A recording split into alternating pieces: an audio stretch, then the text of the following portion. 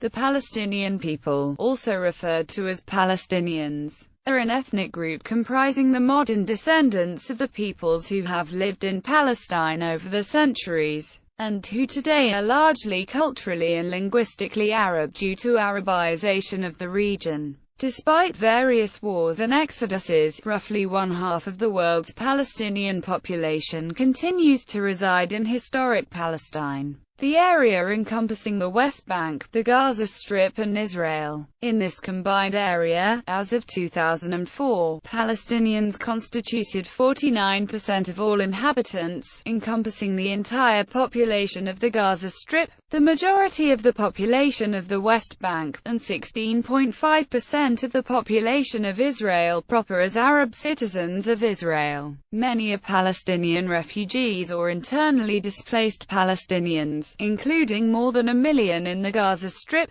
750,000 in the West Bank, and about 250,000 in Israel proper. Of the Palestinian population who live abroad, known as the Palestinian Diaspora, more than half are stateless, lacking citizenship in any country. 3.24 million of the diaspora population live in neighboring Jordan, where they make up approximately half the population. 1.5 million live between Syria and Lebanon, 250,000 in Saudi Arabia, with Chile's 500,000 representing the largest concentration outside the Arab world. The history of a distinct Palestinian national identity is a disputed issue amongst scholars. Legal historian Asaf Lykovsky states that the prevailing view is that Palestinian identity originated in the early decades of the 20th century. Palestinian was used to refer to the nationalist concept of a Palestinian people by the Arabs of Palestine in a limited way until World War I.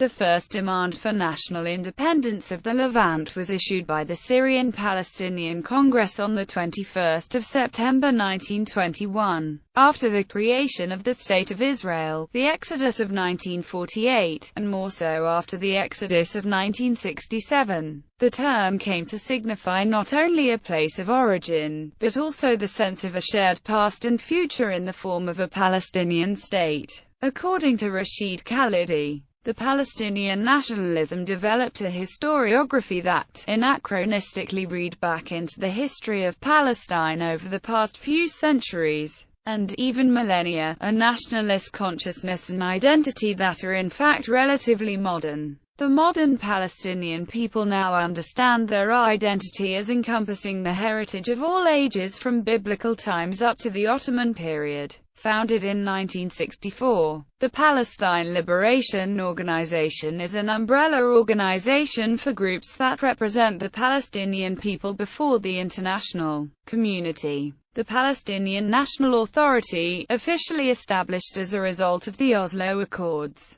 is an interim administrative body nominally responsible for governance in Palestinian population centers in the West Bank and Gaza Strip. Since 1978, the United Nations has observed an annual International Day of Solidarity with the Palestinian people. Etymology. The Greek toponym Palestine, with which the Arabic Philastin is cognate, first occurs in the work of the 5th century BCE Greek historian Herodotus, where it denotes generally the coastal land from Phoenicia down to Egypt. Herodotus also employs the term as an ethnonym, as when he speaks of the Syrians of Palestine, or Palestinian Syrians, an ethnically amorphous group he distinguishes from the Phoenicians. Herodotus makes no distinction between the Jews and other inhabitants of Palestine. The Greek word bears comparison to a congeries of ancient ethnonyms and toponyms. In ancient Egyptian Pelset, Purusacea has been conjectured to refer to the sea peoples.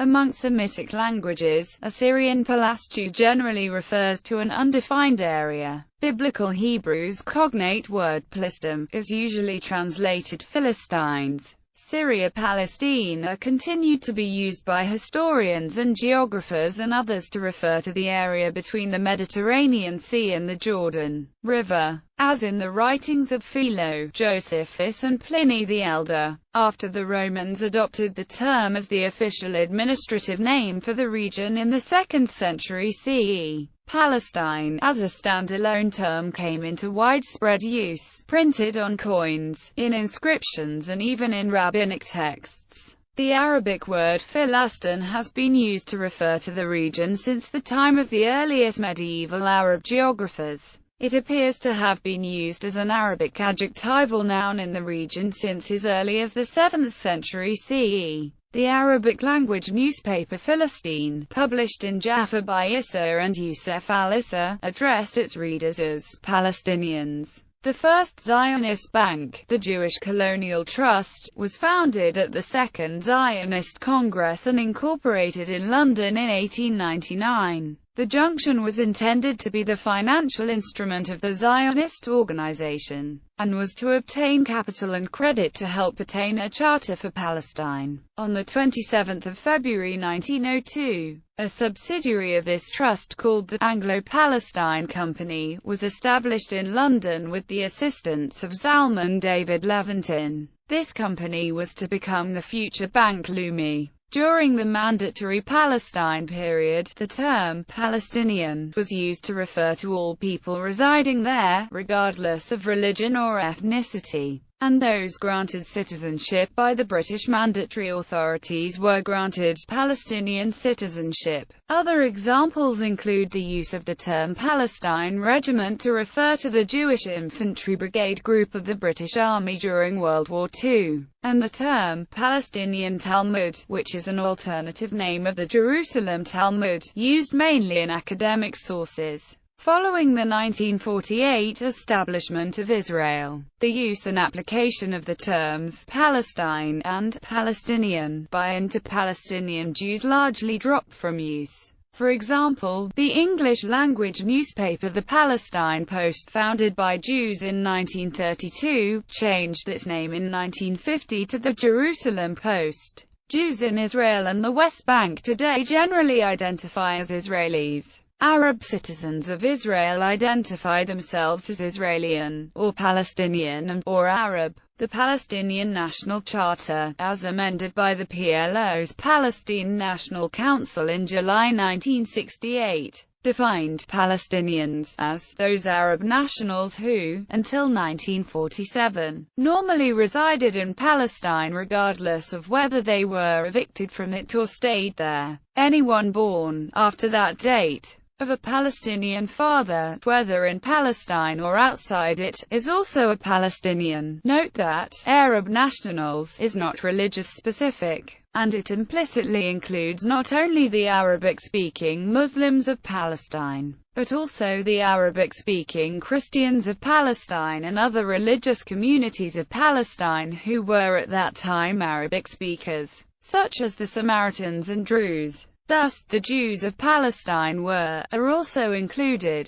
although limited only to the Arabic-speaking Jews who had normally resided in Palestine until the beginning of the pre-state Zionist invasion. The Charter also states that Palestine, with the boundaries it had during the British Mandate, is an indivisible territorial unit. History. Palestinian history and nationalism. The timing and causes behind the emergence of a distinctively Palestinian national consciousness among the Arabs of Palestine are matters of scholarly disagreement. Some argue that it can be traced as far back as the 1834 Arab Revolt in Palestine, while others argue that it did not emerge until after the Mandatory Palestine period. According to legal historian Asaf Lykovsky, the prevailing view is that Palestinian identity originated in the early decades of the 20th century. In his 1997 book Palestinian Identity: The Construction of Modern National Consciousness, historian Rashid Khalidi notes that the archaeological strata that denote the history of Palestine, encompassing the Biblical, Roman, Byzantine, Umayyad, Abbasid, Fatimid, Crusader, Ayyubid, Mamluk and Ottoman periods, form part of the identity of the modern-day Palestinian people, as they have come to understand it over the last century. noting that Palestinian identity has never been an exclusive one, with Arabism, religion, and local loyalties playing an important role. Khalidi cautions against the efforts of some Palestinian nationalists to anachronistically read back into history a nationalist consciousness that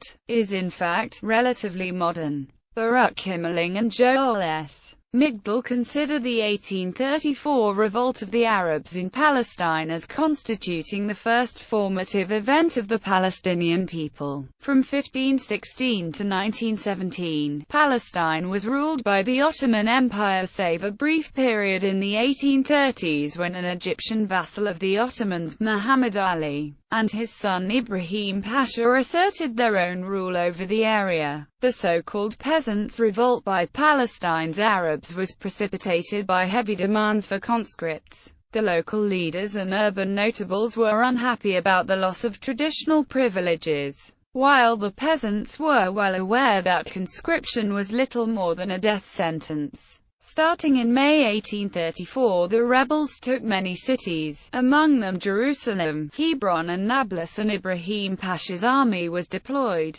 defeating the last rebels on 4 August in Hebron. Benny Morris argues that the Arabs in Palestine nevertheless remained part of a larger national pan-Arab or, alternatively, pan-Islamist movement. Walid Khalidi argues otherwise, writing that Palestinians in Ottoman times were acutely aware of the distinctiveness of Palestinian history, and proud of their Arab heritage and ancestry. The Palestinians considered themselves to be descended not only from Arab conquerors of the 7th century but also from indigenous peoples who had lived in the country since time immemorial, including the ancient Hebrews and the Canaanites before them. Rashid Khalidi argues that the modern national identity of Palestinians has its roots in nationalist discourses that emerged among the peoples of the Ottoman Empire in the late 19th century that sharpened following the demarcation of modern nation-state boundaries in the Middle East after World War I. Khalidi also states that although the challenge posed by Zionism played a role in shaping this identity,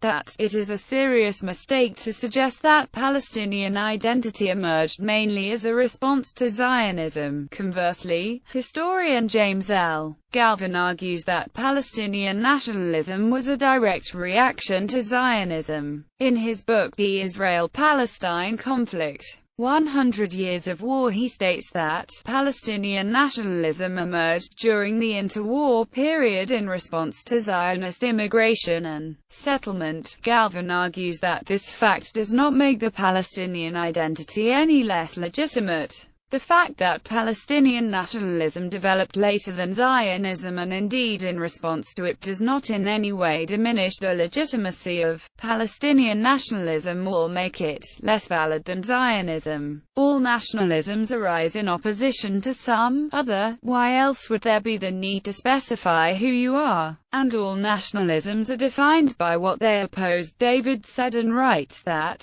the creation of Palestinian identity in its contemporary sense was formed essentially during the 1960s, with the creation of the Palestine Liberation Organization. He adds, however, that the existence of a population with a recognizably similar name in biblical times suggests a degree of continuity over a long historical period. Bernard Lewis argues it was not as a Palestinian nation that the Arabs of Ottoman Palestine objected to Zionists, since the very concept of such a nation was unknown to the Arabs of the area at the time and did not come into being until very much later. Even the concept of Arab nationalism in the Arab provinces of the Ottoman Empire had not reached significant proportions before the outbreak of World War I. Tamir Sorik, a sociologist, submits that, although a distinct Palestinian identity can be traced back at least to the middle of the 19th century, or even to the 17th century, it was not until after World War I that a broad range of optional political affiliations became relevant for the Arabs of Palestine, whatever the differing viewpoints over the timing. causal mechanisms, and orientation of Palestinian nationalism. By the early 20th century, strong opposition to Zionism and evidence of a burgeoning nationalistic Palestinian identity is found in the content of Arabic-language newspapers in Palestine, such as Al-Kamal and Philistine. Philistine initially focused its critique of Zionism around the failure of the Ottoman administration to control Jewish immigration and the large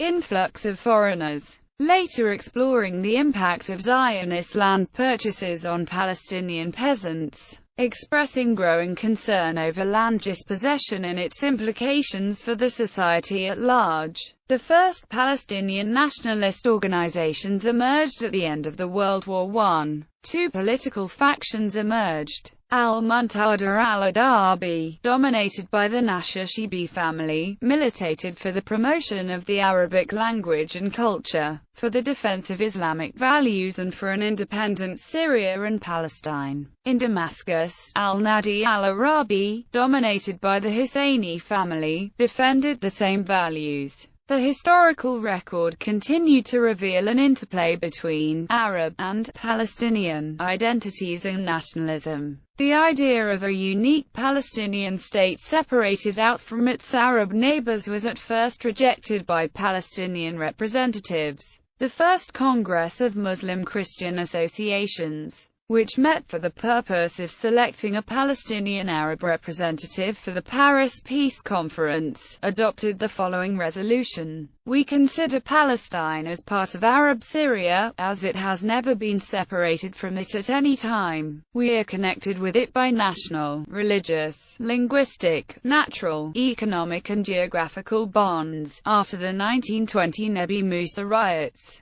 the San Remo Conference and the failure of Faisal to establish the Kingdom of Greater Syria, a distinctive form of Palestinian Arab nationalism took root between April and July 1920. With the fall of the Ottoman Empire and the French conquest of Syria, coupled with the British conquest and administration of Palestine, the formerly pan-Syrianist mayor of Jerusalem, Musa Kashim Pasha al-Husseini, said, "Now, after the recent events in Damascus, we have to effect a complete change in our plans here. Southern Syria no longer exists. We must defend Palestine." Conflict between Palestinian nationalists and various types of pan-Arabists continued during the British Mandate, but the latter became increasingly marginalized. Two prominent leaders of the Palestinian nationalists were Mohammed Amin al-Husseini, Grand Mufti of Jerusalem, appointed by the British, and Izz ad-Din al-Qassam,